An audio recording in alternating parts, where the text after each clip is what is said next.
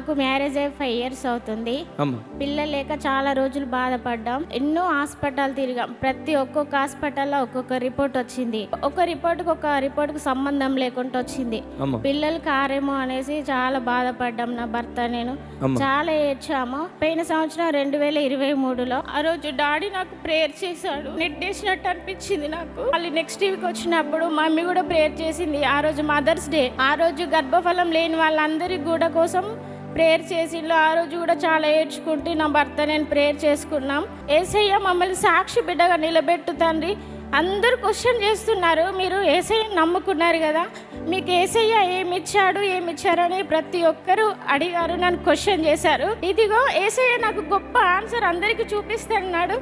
నా బిడ్డ ఇదిగో గొప్ప ఆన్సర్గా స్తోత్రం. ఆ ఇయర్లో మమ్మీ ప్రేయర్ చేసింది. నెక్స్ట్ మంత్ కన్ఫర్మ్ అయింది ప్రెగ్నెన్సీ. స్తోత్రం. Praise the lord.